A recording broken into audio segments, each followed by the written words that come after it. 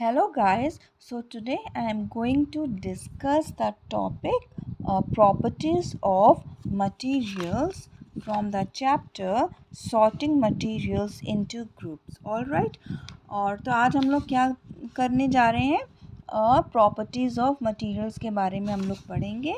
और जो मैंने आपको अपने पिछले वीडियो में डिस्कस किया था what do you mean by sorting, sorting से आप क्या समझते हैं। ठीक है, तो हमने ऐसे कुछ मटेरियल्स को एनलिस्ट किया था जो कि प्लास्टिक के बने हुए हैं, वुड के बने हुए हैं। ऑल राइट, तो इस तरीके से चीज़ों को हमने सॉर्टिंग करना सीखा था। तो इसमें हम लोग करेंगे उस प्रॉपर्टीज़, अब हम लोग पढ़ेंगे मटेरियल्स की क्या क्या प्रॉपर्टीज़ होती हैं। So let's start. Have you ever wondered why a tumbler is not made with a piece of cloth? Recall our experiments with pieces of cloth in chapter 3 and also keep in mind that we generally use a tumbler to keep a liquid. अब इसने पूछा है कि tumbler के जो है cloth का क्यों नहीं बना होता है, पेपर का क्यों नहीं बना होता है। टम्बलर टम्बलर किसका बना होता है, ग्लास किसका बना होता है, स्टील का बना होता है या फिर ग्लास का बना हुआ होता है। ठीक है, लेकिन वो पेपर या क्लॉथ का क्यों नहीं बना होता है, क्यों नहीं बना होता है, क्यों? क्योंकि एक तो पहले तो हमें ये सोचना है कि ग्लास का यूज़ क्या होता है, क्या यूज़ होता है। ग्लास में हम क्या पीते हैं, पानी पीते हैं, लिक्विड चीज़ हम लोग रखते हैं, जूस पीते हैं। ठीक है, दैट मीन्स जो टम्बलर का यूज़ है वो है लिक्विड चीज़ को रखना।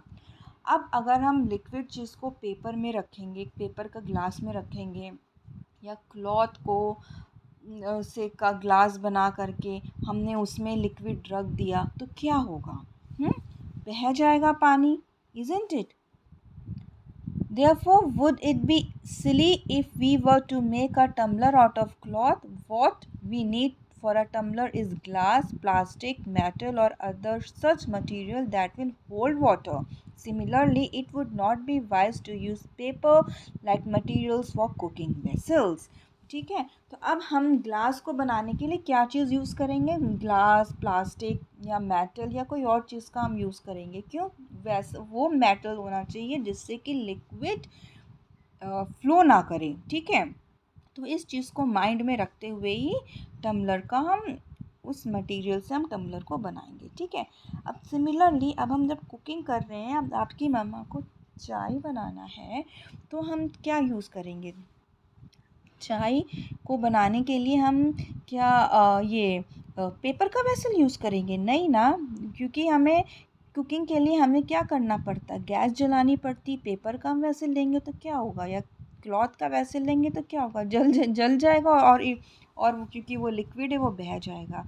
तो हमको जो चीज़ हमें यूज़ करनी है तो उस चीज़ को हमें माइंड में रखते हुए बनाना पड़ता है, किस काम के लिए वो चीज़ आ रही है और फिर किस चीज़ से वो बननी चाहिए।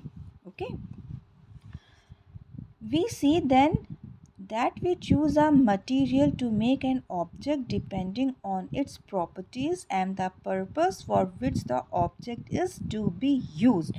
अब हम कोई भी चीज़ बना रहे हैं, हमने उस मटेरियल की प्रॉपर्टी को ध्यान में रखते हुए और हमें वो चीज़ किस चीज़ के लिए यूज़ हो रही है उस चीज़ को भी हमें ध्यान में रखते हुए हमें सामानों को बनाना चाहिए। So what are all the properties of materials that would be important for their uses? Some properties are discussed here.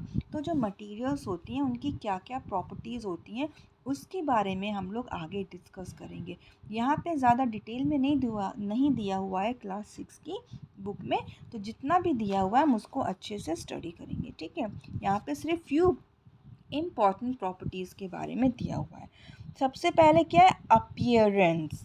So materials usually look different from each other. Wood looks very different from iron.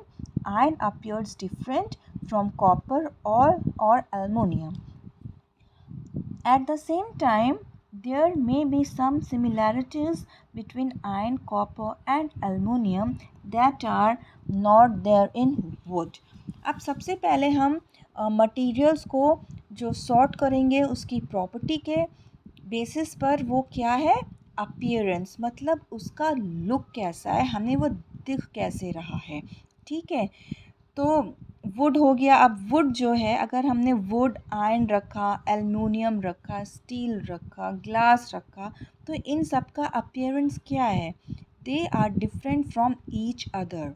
ठीक है, would जो है वो iron से different है, iron का जो material है वो कॉपर से डिफरेंट है, स्टील से डिफरेंट है, एल्युमिनियम से डिफरेंट है। ठीक है, तो इस तरह से हम अपीयरेंस के अकॉर्डिंग हम मटेरियल्स को भी हम सॉर्ट आउट कर सकते हैं। Now activity 3, collect some pieces of different materials, paper, cardboard, wood, copper, wire, aluminium sheet, chalk. Do any of the do any of them appear shiny? Separate the shiny materials into a group. अब हम क्या करेंगे, हमने कुछ materials को collect किया। कौन कौन सा material? Paper, cardboard, wood, copper wire, aluminium sheet, chalk. इनको हमने इकट्ठा किया, कलेक्ट किया, और फिर उसमें से हमने क्या ऑब्जर्व किया, कौन सा मटेरियल में शाइनिंग है। ठीक है, पेपर में शाइनिंग होगी? नहीं होगी। कार्डबोर्ड में शाइनिंग होगी? नो। वुड में होगी? नो। कॉपर वायर में शाइनिंग होती है? यस होती है। एल्युमिनियम शीट में होती है? Yes of course. चॉक में होती है? चॉक शाइन करता है? नहीं करता है। तो इस तरह से जो शाइनिंग मटेरियल है ना, उसका हम ग्रुप बना लेंगे। Separate all the shining materials into a group. Now observe as the teacher cuts each material into two pieces and look at the freshly cut surface. What do you notice? Does the freshly cut surface of some of these material appear shiny? Include these objects also in the group of shiny materials. अब क्या है, कुछ ऐसे भी materials होते हैं जिसके ऊपर पेंट हो जाता है, लाइक आयरन। अब आयरन क्या होता है, ऊपर से आपने पेंट कर दिया तो वो तो शाइनिंग नहीं दिखाई देगी, लेकिन आप आयरन को कट करेंगे या आप फ्लोर में रब करेंगे किसी हार्ड सरफेस में, तो पेंट तो निकल जाएगा, और क्या होगा, पेंट तो निकल जाएगा, लेकिन जो मटेरियल है वो शाइन करेगा, इज़न्ट इट? तो इस तरीके से भी हम जो है शाइनिंग मटेरियल्स को अलग कर सकते हैं। Do you notice such a shine or lustre in other materials? Cut them any way as you can. Repeat this in the class with as many materials as possible and make a list of those with and without luster. Instead of cutting, you can rub the surface of material with sandpaper to see if it has luster. ठीक है, अब इस तरह से हम बहुत सारे materials को कलेक्ट करेंगे और देखेंगे कौन सा शाइनिंग है, कौन सा शाइनिंग नहीं है। शाइनिंग और लस्टर, लस्टर मीन्स शाइन करता हुआ।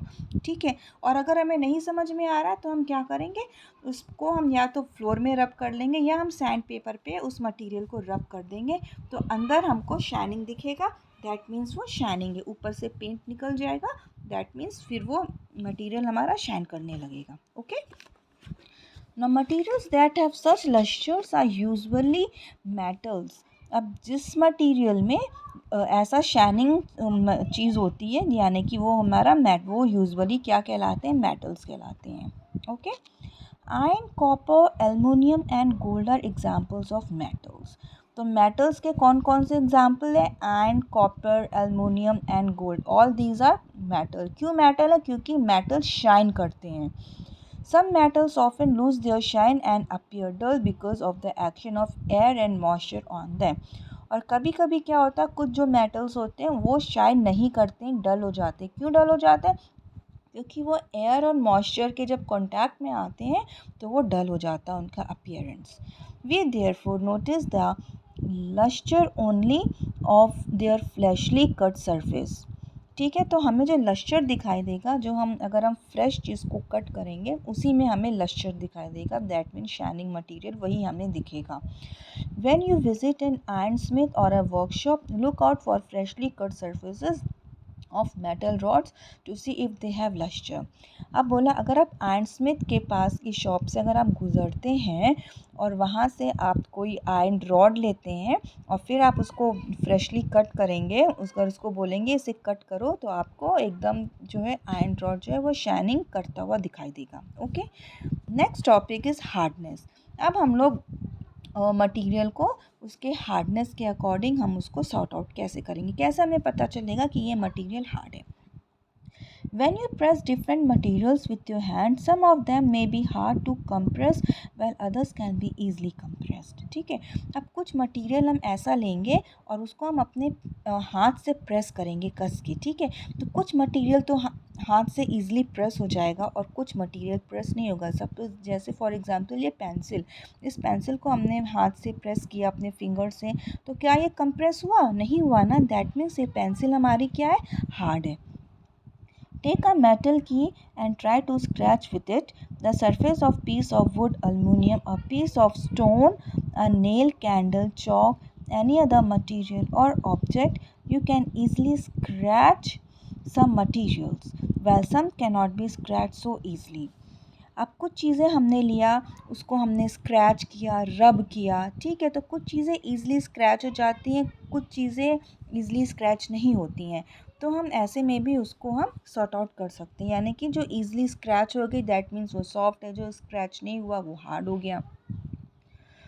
Materials which can be compressed और scratch easily are called soft, जो कि ईजिली स्क्रैच हो जाते हैं, while some other materials which are difficult to compress called hard, वो हार्ड हो गए, जो स्क्रैच नहीं हुए।